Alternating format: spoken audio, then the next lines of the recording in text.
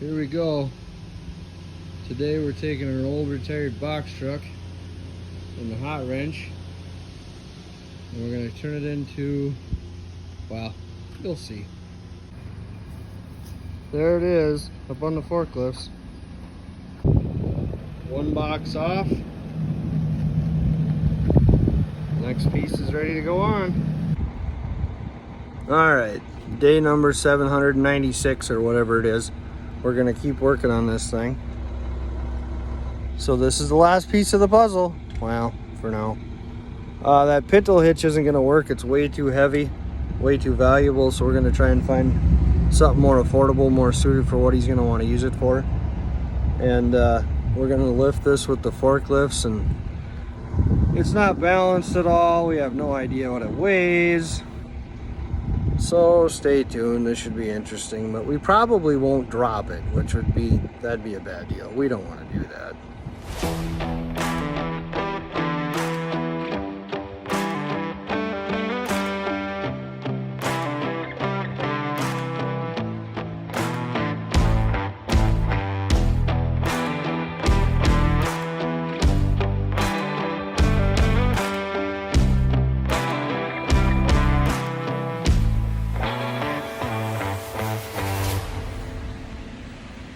So here we go.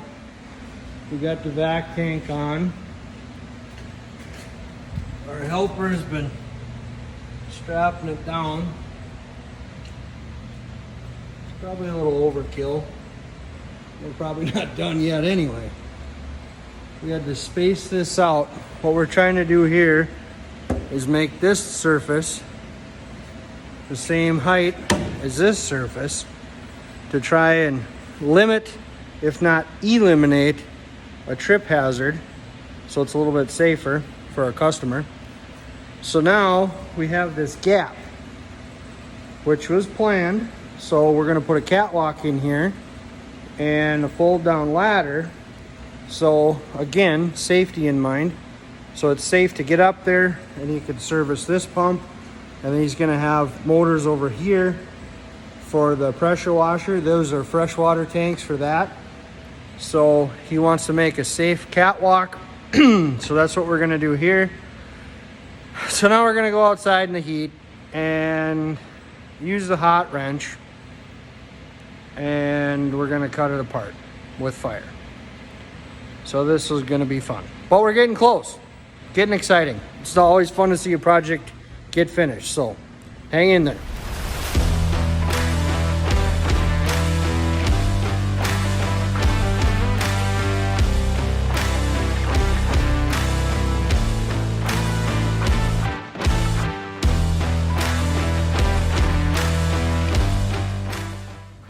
So what we got here is an old lift gate off of a semi. So this piece unfolds, and then that piece there will unfold and make a safe work platform that they can go up and down with the freight off the back of a semi. And this cylinder and this spring are what make it happen. So if you come up here, this is an electric hydraulic power pump is what it's called, or power pack, or everybody uses different terms on that stuff. Anyway, that's what runs that hydraulic cylinder, so you don't need a whole bunch of hydraulics right on your semi. So it's a lot more cost effective. So I got this on an auction, like most things around here. So we have a very affordable piece of steel with a substructure to make a platform out of for our customer. And I got electric hydraulic power pack for another project for another day. What are we doing today, Abram? Moving stuff. Moving stuff. We're gonna try and put this on that. Here, this is, sometimes we use chain and the bridge crane. I don't know why they call it that, when we don't have the forklifts or it's hot outside, because I am not a fan of the heat, not even a little bit. So we got that big thing there to keep us cool in here, because in Minnesota it gets 40 below And we also get to contend with 90+ % humidity and 100 and some degrees too, because why not? Get both ends of the extremes. So we're gonna use the bridge crane, try and lift that up, push that ahead, and we need 24.5 inches in between here to put our little catwalk. And then when we get the catwalk in there, and then we're gonna try and space that. That's what we got our steel here for. So we're gonna space that up so that this can all try and be level. And then this looks like somebody got a little carried away. You can see it's kind of right there. So we might have to straighten that out too. So Abram will get to spend some quality time with the sledgehammer. So here we go. See what happens.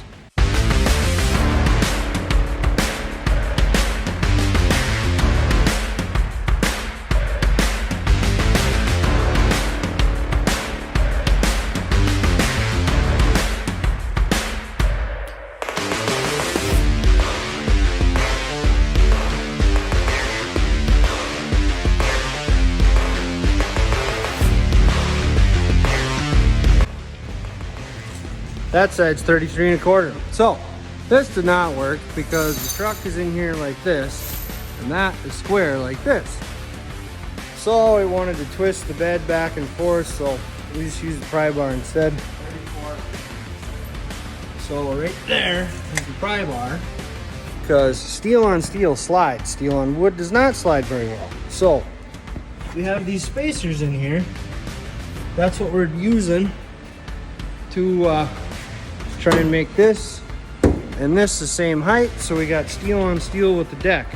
So what young Abram is doing here is we're making sure that this is square so that those spacers aren't tilted. Now we can let that down, let the pressure off. Now plan is clean that up, weld it to that spacer so that's solid, and then we're gonna put brackets to hold this down. So we'll see how that goes and go from there. We decided the best thing to do would be to cut a hole right in here, and then we can use our heavy duty straps, put them right through there, hold it down, because we can't weld it, because as it flexes, when we're going to dump it and going in new yards and stuff like that, it's not solid, it won't be on the road all the time. So it would break the welds. So we gotta have a little bit of flex, but it's gotta be secured. So this is what we're gonna do. So, as my little one says, rock and roll, let's go.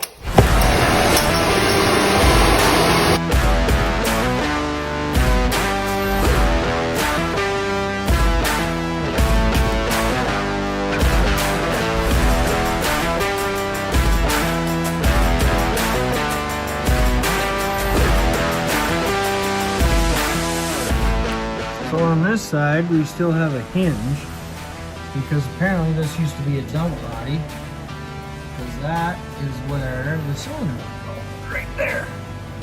So what we're gonna do now is go snip, slice, snip, cut them bolts off.